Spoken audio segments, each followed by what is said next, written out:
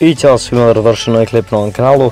Pre početka klipa želim da vas zahvalim puno na velikoj podršci. Inače pogledajte sve klipove koje niste i uskoro očekujte klip o promjeni imena kanala. Lajkujte Facebook stranicu koja je u deskripciji i to je to.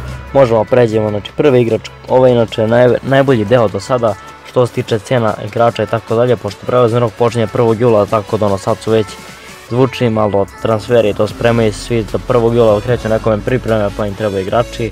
Tako da prvi igrač je Brooks koji je prešao iz Herte u Wolfsburg. Tako eto, to je to što tiče njega, Amerikanac stoper. Idemo dalje.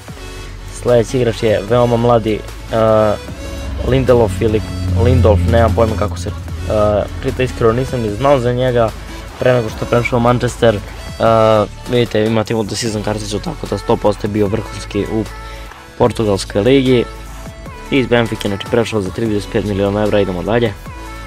Sljedeći igrač je Gnabry koji je prešao u Bayern. Bayern se polako pojačava i u odbrani i u napadu, vidjet ćete polako. Naprimjer Alonso i Lam su im otišli desni bek i jedan vezista, tako da im treba pothitno neko na sredini na beku.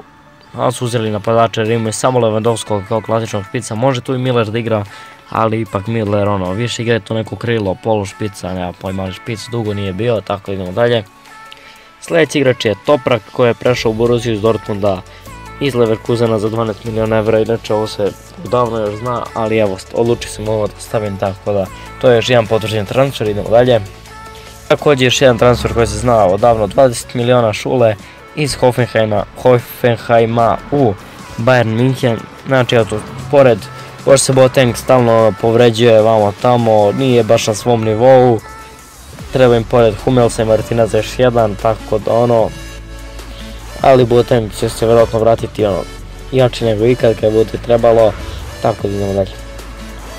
Sljedeći igrač je Dahoud koji je također prešao u Dortmund, ovo se isto zna pre jedno mjesec dana, sigurno se pričalo o tome, ali potvrđeno sada.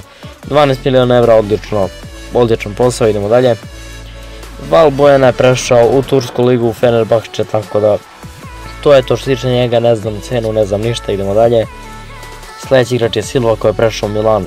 Milan ove sezone kupuje, znači htjeli ceo tim da promjene, ja mislim da su sad imala 3 transfera iz Milana. Kessi, Rodriguez i Musakio, mislim, ili Musacio, kako god hoćete, tako da idemo dalje.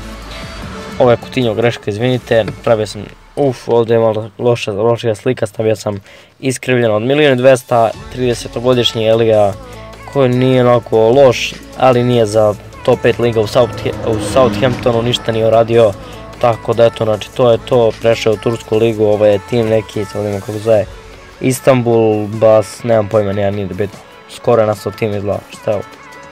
2014. godine, kako biješe, vidim, dobro. I posljednji igrač za danas je Moreno koji je prešao u Romu. Za njega znam da je fantastičan jer dao je 2 gola na jednu utakmicu gdje su pobjedili 2-0, znam da je odlični defanzivac, a zna i glavom da udari, tako da 5 miliona 700 i to je to. To je to što tiče ovog klipa, ostavite like i subscribe, vidimo se u nekom sljedećem.